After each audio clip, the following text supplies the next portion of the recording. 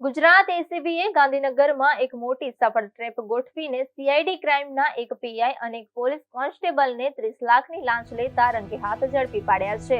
Call સેન્ટરના એક ગુન્હામાં કાર્યવાહી ન કરવા અને સેટલમેન્ટ કરવા બદલ આ બંને પોલીસ કર્મીઓએ લાંચની માંગણી કરી હતી, જેના પગલે એસીબીએ આ કાર્યવાહી કરી હતી।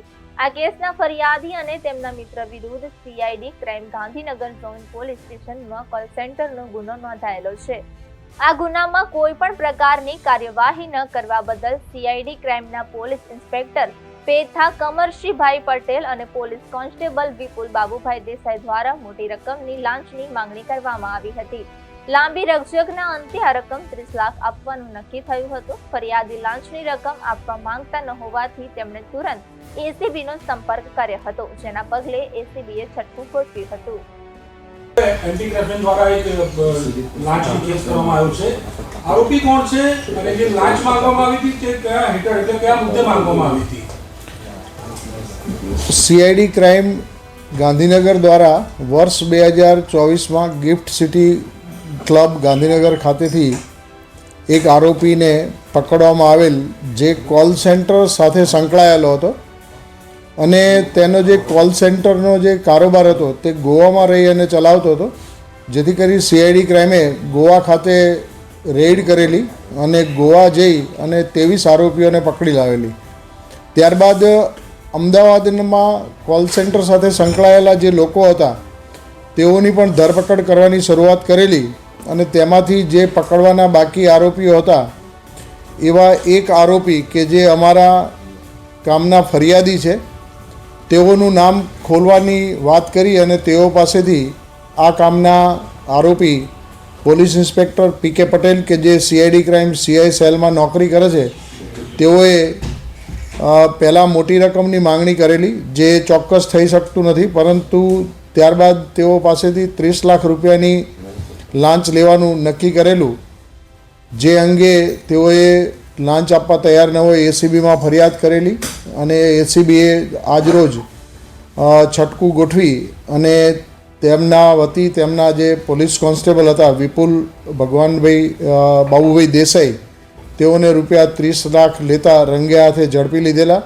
અને ત્યારબાદ આ અંગે પીકે પટેલે પણ સંમતિ આપેલી, અને જેથી પીકે પટેલને પણ તાત્કાલિક અસરથી તેઓની ઓફિસમાંથી પકડી લીધેલા છે। હાલ બંને આરોપીઓ છે એ એસીબીના ડિટેન્શન હેઠળ છે અને બંનેની અટકાયત કરવામાં આવેલી છે। સર, આ લોકો સીઆઈડી ક્રાઇમમાં કેટલા સમયથી કાર્યરત હતા અને જે પીઆઈ છે કઈ બેચના છે, કેટલા વર્ષ થયા તેમના ખાતામાં?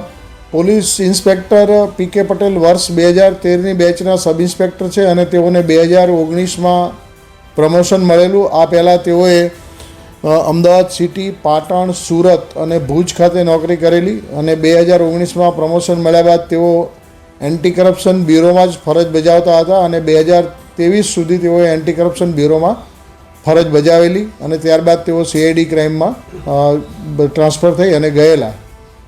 અમને જે ઘરમાંથી અથવા બેંકની કોઈ તપાસ હાલ કોઈ રોકડ રકમ અમને મળી છે, કોઈ મુદ્દામાં? તેઓના ઘરે સર્ચ કરવામાં આવેલી છે, પરંતુ તેઓના ઘરેથી કોઈ કિંમતી ચીજ વસ્તુ મળી આવેલ નથી, પરંતુ તેમના બેંક એકાઉન્ટ અને તેઓના કોઈ લોકર હશે તો તે સીઝ કરવાની અને બેંક એકાઉન્ટ ફ્રીઝ કરાવવાની કાર્યવાહી હાથ ધરવામાં આવનાર છે।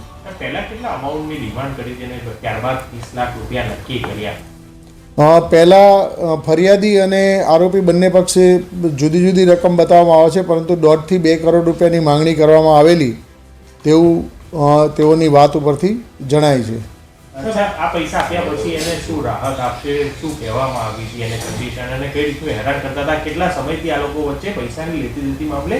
છેલ્લા 2 મહિનાથી જે આ ફરિયાદી છે તેઓને આ અંગે સ્ટેટમેન્ટ આપવા માટે નોટિસ આપવામાં આવતી હતી, પરંતુ ફરિયાદી પોતે જણાવે છે કે પોતે આવા કોઈ કોલ સેન્ટર સાથે સંકળાયેલા નથી, પરંતુ અગાઉ તેઓનું એકવાર નામ ખુલેલું એમના મિત્ર મિહિર દેસાઈનું, તેના અનુસંધાને તેઓને બોલાવતા હતા અને માત્ર તેઓ પાસેથી પૈસા પડાવવાના ઈરાદે જ નોટિસ આપેલી હતી અને 2 મહિના ઉપરના સમયથી તેઓની સાથે વાટોઘાટો કરતા હતા અને અંતે ફરિયાદીએ કંટાળી અને પોતે એસીબીમાં ફરિયાદ આપેલી છે તેવું તેઓએ જણાવેલ છે। સાહેબ આજે કોલ લેટરનો કેસ કર્યો તેમાં કુલ કેટલા પકડાયા હતા અને આ સિવાય અન્ય કોઈ વ્યક્તિને નામ ન ખોલવા કે હેરાન ન કરવા માટે પૈસા માંગ્યા હોય એવું કંઈ?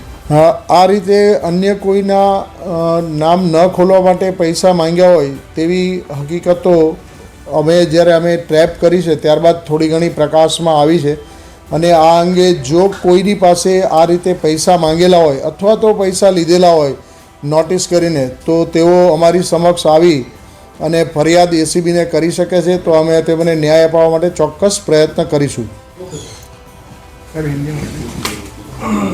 આ પૂરું થઈ જવાનું.